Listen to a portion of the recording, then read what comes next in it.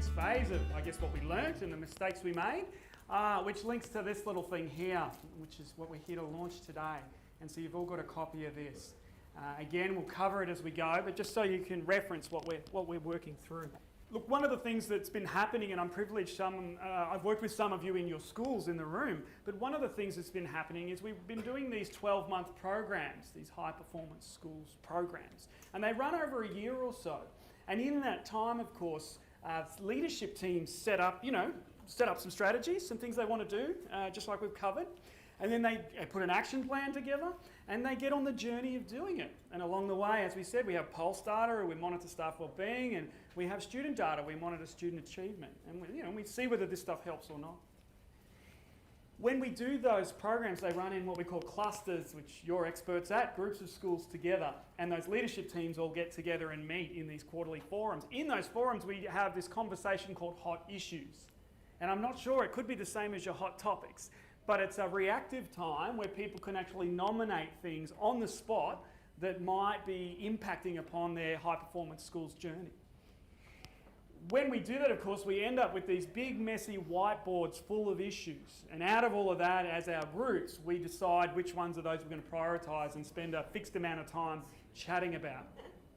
Yeah, these things are really helpful for us to get a feel about what really goes on in a school. What is a school leadership team really distressed about on the change journey? This is pretty messy, so what I thought I'd do is just unpack it in this way, make it a bit clearer. I want you to just have a quick look at it. Can you relate to any of these items? No, of course not. White anting, does anyone know what that means? Yeah, we don't need to unpack that. What about lack of buy-in? Yeah, people can kind of nod their heads and go, I think I know where they're going. Problems with commitment. What about factions? Oh, yeah. Okay. Getting staff to move beyond compliance, does that make any sense to you? Yeah, I've heard this one over and over again. And inflexible practices and putting out bushfires. Do you have a water hose thing and part of your job each day is to move about the school and hose people down? Yeah, fair enough. Yeah, well, bucket of water for you, sir. Bucket of water for you.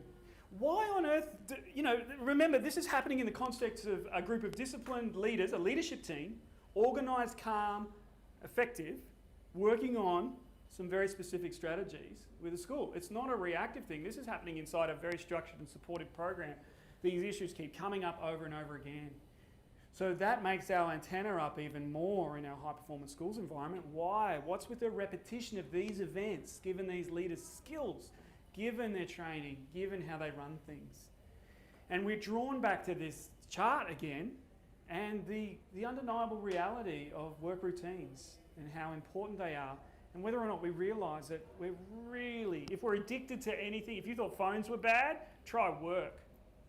And you know why it's so bad? It's because even when I say that, people might be laughing on the inside going, yeah, right, I'm addicted to my work. I hate my work. I'm not addicted to my work. But we know we are when we fiddle with your work because we see how upset you get, right? Yeah. What if we went out for a break, when we came back, we'd moved all your phones around, changed all the SIM cards so you could all still dial, but the rest of it was random, right? You'd be pretty unhappy. Because the only attachment of routine you have stronger than work is now your phone. But none of us see it this way. None of us see it this way. The daily grind, we either love or hate, as we say in the book. It's absolutely a place of predictability.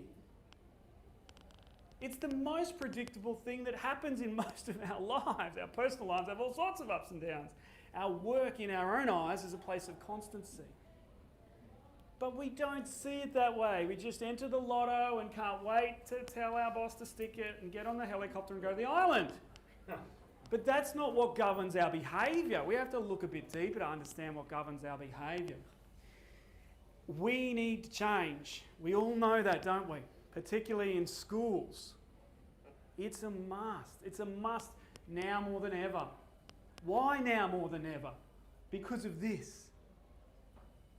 There's never been a time in history where this has happened before. There's been plenty of times in history technological advances have made a whole way of working redundant, but you know what? They made a whole new way of working possible.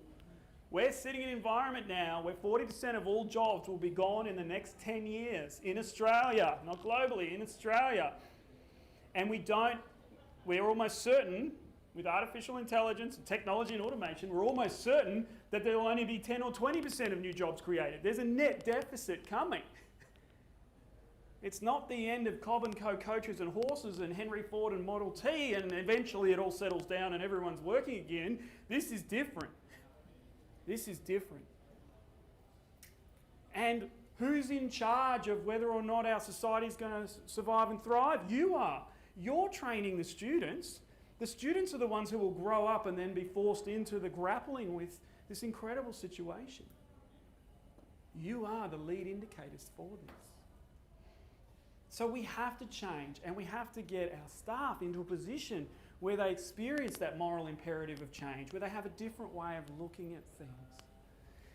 But the question for us and the question that begs, creating a book of all things is this: how do we as school leaders manage these two forces of accelerating change and people's need for predictability and stability? That's what faces us. How do we deal with those two things in a way where we still achieve on our annual improvement plan, in a way where we still create high performance culture? Those two things are very, very powerful. Accelerating change and increasing need for routine and predictability at the same time. That's your job to manage that. That's a tough job. And I have great empathy and respect for you in signing up to manage that job. And you're signing up in managing that job in a workforce that's predominantly employees, right? There's not many contractors, and they're predominantly stable, i.e. they can stay in a continuous environment for long periods of time. So you've got some interesting challenges when we think about the kids and the jobs of the future, and we try to engage our teaching staff in what that's like.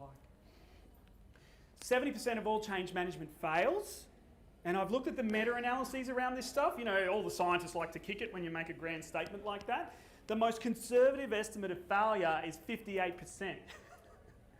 So no matter which way you cut this, most change initiatives will fail.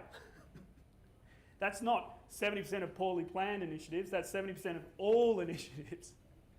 And we liken it to an iceberg. We need to dig underneath. We need to get beneath the surface if we're going to try and understand this. And that's what we did with all these school leaders over this 12 months. We kept listening and asking more. And we discovered that there were these significant problems in this area of personal impact and leadership mistakes. In the area of personal impact, you've got 3 devilish things going on inside a person during change. You've got letting go of old routines. Has anyone ever heard the saying, better the devil you know than the devil you don't? Yeah. And so people have got this stuff going on in them. And grief and loss, it sounds extreme, but it's not. Grief and loss is what happens in grief and loss? Does everyone remember the stages of it? You get denial and shock, and then up the other end you've got acceptance. What do you get in the middle? Anger. And what happens when you introduce change in school? Hey, I've got this great new idea. Do people get angry? But they can't be angry about your idea yet because it hasn't even happened. It's called displacement in psychoanalysis. It's called displacement. Their anger is displaced. They're upset about the possible loss of something they already know how to do. Even if they hate it, they know it. And so as leaders, we need to come to grips with that stuff. Just some basic information about displacement and work out how to spot it so we don't take it personally. The next one there is performance anxiety. And andragogy, of course, is adult learning. Pedagogy is children's learning. And we know that adults face a tough time learning and need slightly different conditions to learn than children. But the best way for an adult to learn is by doing, of course, and practice and making mistakes. But practicing and making mistakes, like me messing up here, doesn't work very well. We actually have to practice in private. And we have very little time as busy adults with families and our work to get the necessary practice of skills. So instead we cram and go to lectures late at night and read things, which are the poorest forms of adult learning. No wonder there's this cycle of anxiety, of performance anxiety. And the last one, of course, here is that emotional dissonance rearing itself up again. And we're not talking about emotional dissonance related to being stuck in the classroom for too long while I'm getting tired. We're talking about emotional dissonance when you're in the blender of not sure why, but feeling really angry because the past is going by and you can't keep it even though you didn't like it. And then struggling with all this anxiety about trying to wrap your head around new things. And then people ask you how you're going. And what do you tell them? I'm fine. That's burning you out. So our school leaders, we started to appreciate just how complicated this was. We also started to appreciate when we listened and listened and listened some common leadership mistakes that schools were making. Around the first thing was smoke and mirrors. Sometimes leaders, when introducing change, they like to explain to everybody about how great it's going to be. It's going to be awesome. It's going to be amazing. It's a chance for us all to do something different. But remember, if we like the familiar routine, the more we make it new and exciting, the more what? Distressed. Yeah, the resistance is because we're distressed. That we cranked that up accidentally. We didn't even know we were doing it. We're just trying to be positive. The other thing we do sometimes is we say, well, let's just try it out. Let's do a pilot. And then everyone thinks they'll be able to say no later. And then they find out we were lying. It's not good.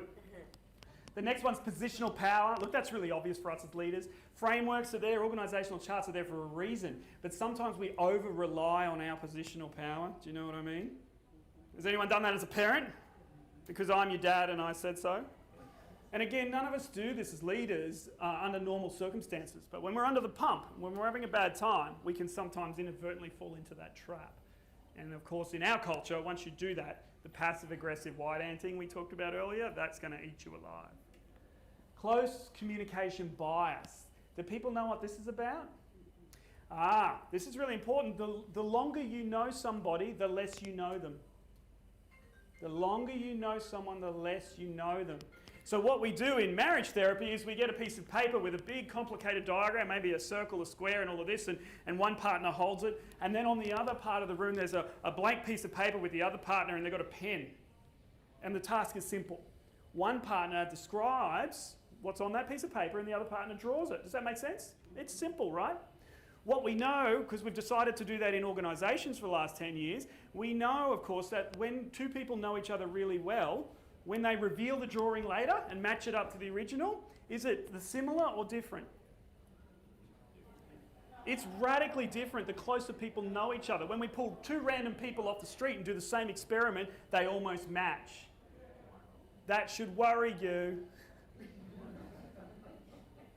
Because a lot of you know each other well in your leadership teams and you're comfortable with each other. That explains the amount you could drive a truck through your strategy when you're talking with each other. Just that experiment alone. Look, I'll just finish off a couple more things. The unreasonableness of time. That's the last one in terms of understanding risk. And I just want to draw something very quickly here. Thank you for your patience. The other thing leaders don't understand sometimes is this phenomena. Again, can everyone see what I'm trying to draw here? Jagged line, point, and another one.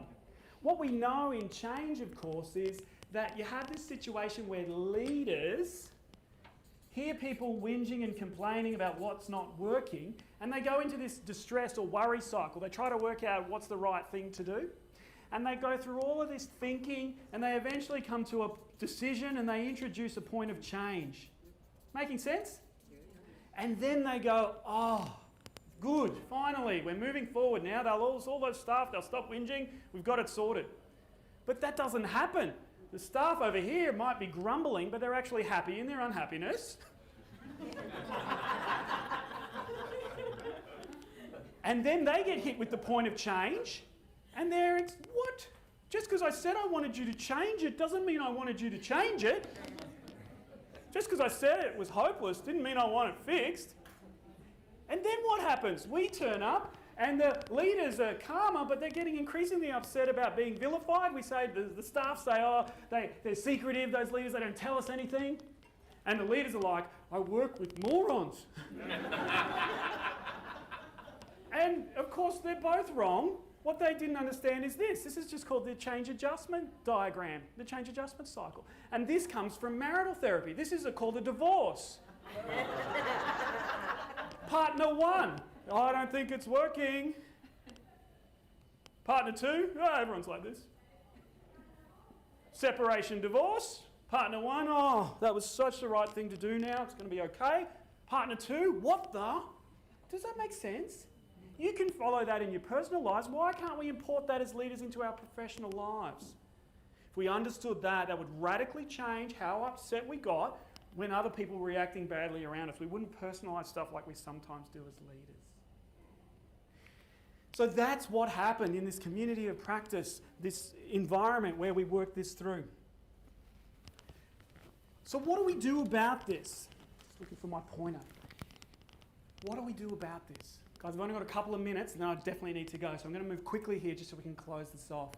What do we do about it? Just because we understand now that everybody's upset on the inside but they're not sharing it, and that we understand we get tongue-tied and despite being well-intentioned leaders, there's a minefield of trips and traps. What do we do about it? And I think what we do about it is we just get back to the basics. We have a look at a couple of simple strategies that are going to create some success, that are going to work no matter what. And we stick to our knitting, keep it simple. And so there are 4 things we cover in the book about this. Reducing pain and increasing pleasure. Structures that enable new behaviour, trying before you're buying, and of course having realistic time frames. Just quickly show you those. When we think about reducing pain and increasing pleasure, the easiest way to get people to do the right thing, as the quote says, and that's why they put the sign up before you get the speeding ticket. So you can drive along, speed camera ahead, pleasure or pain? I think I'll slow down, I'll go pleasure. It's really simple phenomena, but a lot of us don't design workplace change that way. We don't first ask that. And let's be honest, most workplace change is painful at the get-go. If we're lucky, the benefits flow through quickly, but the upfront adjustment isn't pleasure. What are we talking about when we talk about structured change in behaviour? When there's a hole in the footpath, there's a hole in the footpath, what does the council do? They put a fence up around it, yeah? Well, that's a structure, right? That changes behaviour. But what about if the council instead had an emotionally intelligent guru life coach that ran around going, hey, you're walking up towards the hole, you look pretty intelligent, but can I just encourage you to just go around the hole? And they just ran around and told everybody, they coached. They coached for change. Do you reckon anyone would walk in the hole? Yeah. Of course they would. So, you're better as a leader to have a structural initiative if possible, and then use your coaching as the finishing touches of a beautiful process, then rely on that alone, because it won't get the job done. Someone will always walk in the hole. Try before you buy. Most people buy their phone or their car because they think it's really good, because they think it works for them, because they think it makes their lives easier. Most people don't impulsively buy it because it's on special at the service station for $10. Particularly phones. Can you relate to that? And so anything you use a lot of, remember, or just like your work routine, you're going to protect. And to actually engage in some new behaviour, you're going to need to be able to try before you buy. Look at a car commercial. They will say the word of the brand of the car 20 times. You will see someone driving it, like an in vivo experience of it, 3 times. There are simple rules. If we follow them with workplace change, it always works. The reality is we don't always follow them. And then finally this. Has anyone ever tried to get fit or lose weight? You don't have to put your hand up, but I will, because it's true of me. You can put your hand up for this question, though. Has anyone ever renovated their house or built a house? Did it take twice as long as you predicted? And when it comes to fitness and weight, are you like me? Did you never get there? So we know that any change, be it building a multi-billion-dollar hospital facility or trying to get fit, will take twice as long as planned. And that's why you have early completion bonuses in contract management. Because early completion, they know is theoretically possible. Why? Because they planned all that out, then they doubled it and put the tender in. Why can't we run our school change like that?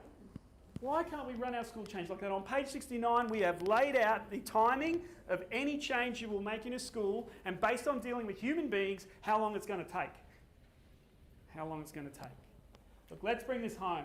What we found with our high-performance schools, when our school leaders get these 4 things right, okay, when they get all 4 of these things right, they massively speed up the time it takes to get something changed and increase the sustainability of the change. You know, it's durable. It's not up to them the whole time. It's not exhaustive.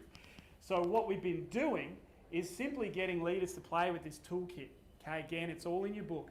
And you can see how the examples of school leaders using this to plan how to deal with that white anting, how to increase collegiality, It's a simple process and it actually works. They suddenly realise, hang on, if I do this or that, that's going to knock on this way. I better risk manage that by doing this. Things we wouldn't normally think of in the busyness of our lives running a school. Consistent staff approaches to student behaviour. Again, simple tool, takes a couple of minutes, but it can reveal the weaknesses in how we're thinking about change, and as leaders, save us a lot of heartache by making sure we first check this out. Let's bring it together. We need to change. We need to change more than ever as school leaders because of the staff wellbeing imperative. And, even more importantly, staff performance. Remember that 40% of all jobs go in the next 10 years. Those staff, they've got to be at their best, and they've got to be at their best with, there's a lot more change yet to come for them. You know, we still don't know what we don't know. We need to have that change-ready workforce. There must be high levels of well-being. And of course, we all want to retire well. We want the children of today to become the leaders of tomorrow who will solve the big problems we face. So look, as we wrap up, I really like this one. Andy Warhol. You know, some staff, some leaders say, if I wait long enough, it'll sort itself out. Has anyone ever seen that? I'll just bide my time and a new leader will come in, or yeah, they say this, but I'll just wait it out. It's not going to happen, is it? We absolutely need to take the initiative ourselves. And so change, of course, begins with us. So thank you so much for letting me share this time with you. Thank you for letting me share those two important messages about the High Performance Teams project and a bunch of really simple strategies that anyone can use. Take the next step with your indicators where you said we're good at this, but we could work on that. Unpack that, do a bit of homework, photocopy it, share with your staff, get moving there. And we change, play around with those change plans and see what other schools are doing. Again, I can't thank you enough for letting me have this time with you. And on that note, I'll close. Thank you.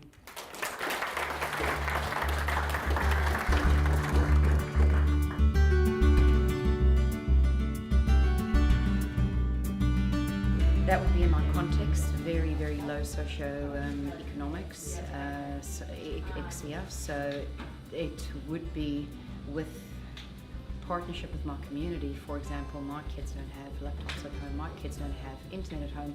We're lucky to get the mom on the telephone. So it's a massive issue for us because our kids come in with not even have gone to kindy. So how do we move them technology-wise? Number one, with the budget's resource limitation that I have on my site, and then with the community's limitation due to resourcing because I can't afford it.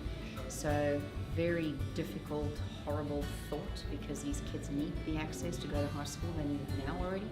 And I feel that at this point in time I can't provide what they really need due to resourcing, a lack within the home and within school. When it comes to technology, reliable technology, okay, and everyone struggles with that. So it's not good enough to have the best lesson in the world and then get into a classroom, for example, and then the lesson fails because the technology fails. And teachers are wonderful at being adaptable. I've always said that when you become a teacher, flexible needs to become your middle name.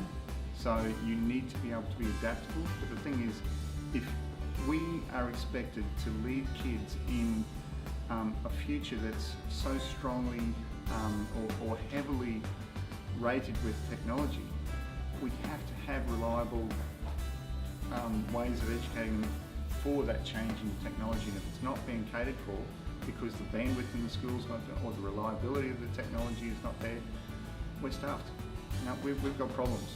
And so we need, the big rock is being able to, it's one thing being able to teach it from a point of view of the capacity of the person out front, but if they don't have the support with the technology, we're lost. Many of our teachers come from fairly middle class backgrounds themselves.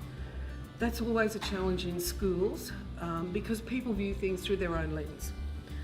To help people safely step outside that and not lose those values that are important to them, but to use them to help children is a really important part of what we do. We work every day with children who don't have money, who haven't had breakfast, who have moved homes and don't know anything about it, who aren't living with their families, who've got many relatives in jail, who have a lot of violence and drugs and alcohol that they know about, things that many of our teachers have never experienced in their lives. That's challenging in a classroom for a teacher. one of our big things is to help people feel comfortable and safe, both as children and as staff members, to talk about those things safely and to move beyond that, to get results and get into a positive headspace about it. That can be really challenging when it's out of your experience.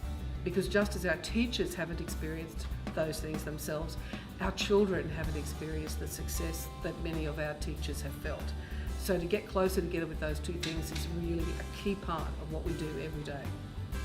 I think in the innovation space, one of the things that education professionals need to be careful of is that we don't get blindsided by the change that's going on in the world. Our worlds in schools can be fairly stable and fairly routine, and I think we run the risk that we're not really aware of what's going on in the broader context. So one of the big rocks is making sure when we're talking about coding in schools or in high school in robotics, artificial intelligence, that we really have those in the first, in the front of our minds, because to not think we need to respond to how the world's changing, we could well be blindsided. Another big one for me in my role as Director of Professional Learning is really getting the high quality professional learning opportunities out to our members. So we've got 1,200 members right across Queensland. Easy for me to put on some workshops in Brisbane or on the Gold Coast. A little bit more complex to get them to Longreach or the Tablelands or the Torres Strait. So that's one of the challenges, and hopefully I'll work with our branches to make that happen this year. In relation to innovation and change, I think change is an ongoing challenge for a lot of people. It's something that we really need to recognise, make it very clear that it's there, but also to try to identify ways that we can move forward and embrace it rather than fight against it, because change is a reality, particularly in this digital disruption age, and we have to be ready to think about what's next and to think about whether we're doing things the best way possible as we work at the moment, and if not, why not?